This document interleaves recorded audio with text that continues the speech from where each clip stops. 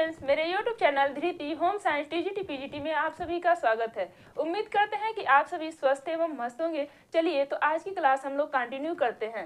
हम लोग पढ़ रहे थे वंशानुक्रम, ठीक है। वंशानुक्रम का अर्थ, परिभाषा एवं उसका नियम अथवा सिद्धांत हम लोगों ने देख लिया था। अब हम लोग देखेंगे नेक्स्ट टॉपिक, पर्यावरण अथवा वातावरण, जिसे हम एनवायरनमेंट भी कहते हैं। जैसा कि हम सभी छोटे क्लास से ही पढ़ते आ रहे हैं कि पर्यावरण जो है वो दो शब्दों से मिलकर के बना हुआ है, परिधन आवरण। परि का अर्थ हो जाता है चारों ओर और आवरण का अर्थ हो जाता है घिरा हुआ।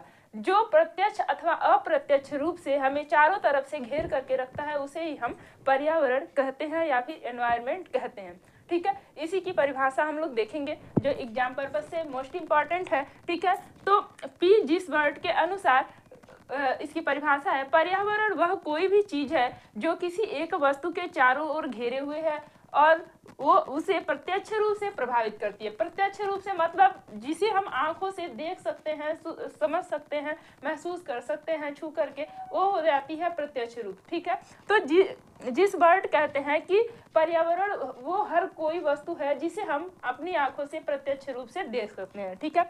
नेक्स्ट परिभाषा है टीडी इलियट का, ठीक है।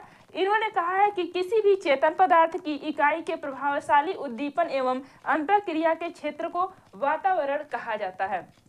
मतलब कि इन्होंने भी वही बताया है कि चेतन पदार्थ अथवा जिस पदार्थ को हम छू सकते हैं, देख सकते हैं और वो हमारे चारों तरफ होता है, उससे हमें एक प्रभाव उत्पन्न होता है, देखते हैं तो। जैसे मान लीजिए हमने किसी चीज को देखा, जैसे अभी जस्ट दशहरे का मेला बीता तो उसमें हम लोगों ने क्या देखा कि कितनी सारी धूमधाम से दशहरे का त्योहार लोग मना रहे थे। ये क्या है, उद्दीपन हुआ, एक प्रभाव उत्पन्न हुआ हमारे मन मस्तिष्क में कि ये हमारे चारों तरफ मेला लगा हुआ है, बाजार लगा हुआ है, तो वही हो जाता है एक प्रभावशाली उद्दीपन। उसी को इलियट ने कहा कि उसे ही वातावरण कहा जाता है, ठीक है। और रास महोदय क्या कहते हैं कि वातावरण एक बाह्य शक्ति है जो हमें प्रभावित करती है। रास महोदय कहते हैं कि जो वातावरण है वो एक बाह्य शक्ति है, मतलब बाहरी शक्ति है और वो हम लोगों को प्रभावित करती है। सही कहा है इन्होंने भी, क्योंकि देखिए हम अपने परिवार में तो रहते हैं, ठीक है। अपनी मन मर्जी, हम कहते हैं कि हमारी मर्जी जो मन चाहे वो करें, लेकिन हम ऐसा नहीं कर सकते हैं क्योंकि हम कहीं ना कहीं अभी कोई मान लीजिए कोई अपने मन से कोई कार्य कर रहे हैं, ठीक है। तो जरूरी नहीं है कि वो सभी लोग अच्छा पसंद करें या ना करें, क्योंकि कुछ काम ऐसे होते हैं जिसको अगर हम करते हैं तो जो भी हमारे आसपास के लोग रहते हैं वो टोकना स्टार्ट कर देते हैं। तो ये वही बाह्य शक्तियां हैं जो हमें प्रभावित करती हैं और उनके डर से हम किसी भी प्रकार के अनैतिक क्रियाकर्म नहीं कर पाते हैं और वो हमें बांधे हुए रखती है, ठीक है। तो इस प्रकार से हम लोगों ने जिस वर्ड इलियट और रास महोदय की पर्यावरण के प्रकार, पहला है भौतिक वातावरण। भौतिक वातावरण जहाँ हम रहते हैं प्रत्यक्ष रूप से उसे हम भौतिक वातावरण कहते हैं। मनोवैज्ञानिक वातावरण, बालक के मन स्थिति का ज्ञात किया जाता है, उसे हम मनोवैज्ञानिक वातावरण के नाम से जानते हैं।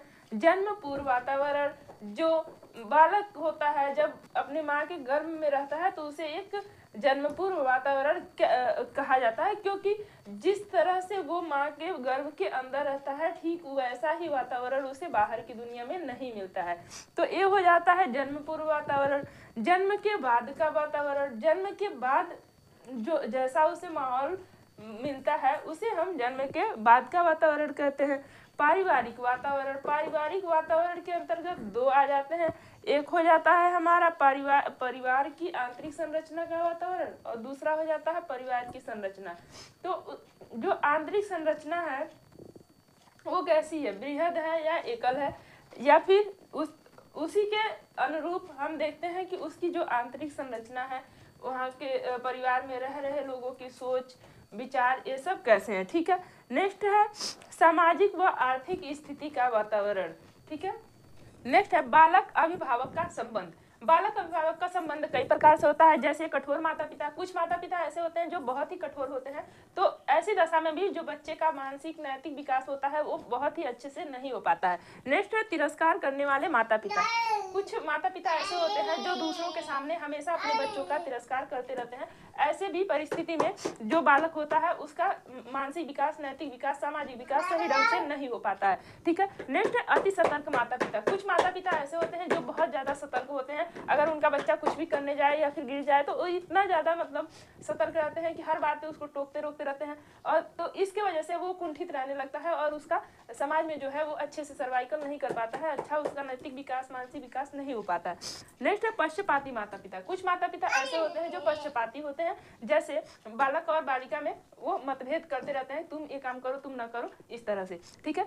लापरवाह माता पिता। कुछ माता पिता ऐसे होते हैं जो एकदम लापरवाह होते हैं, उनका बच्चा क्या कर रहा है, कहाँ जा रहा है, क्या खा रहा है, किसी चीज से कोई मतलब नहीं होता है। उनके भी बच्चों का जो है शारीरिक, मानसिक और नैतिक विकास सही ढंग से नहीं हो पाता है और वो भी ढंग से अच्छे से मतलब सर्वाइकल नहीं कर पाते हैं समाज में। ठीक है। नेक्स्ट है विद्यालय का वातावरण। विद्यालय में शिक्षक और साथी के ऊपर निर्भर करता है कि अगर ये दोनों अच्छे मिल गए तो किसी भी बच्चे का जो है भविष्य बहुत ज्यादा उज्जवल भी हो सकता है, और अच्छे नहीं मिले तो किसी भी बच्चे का भविष्य बिगड़ सकता है। तो विद्यालय का जो वातावरण है वो एक बच्चे के लिए बहुत ही मायने रखता है।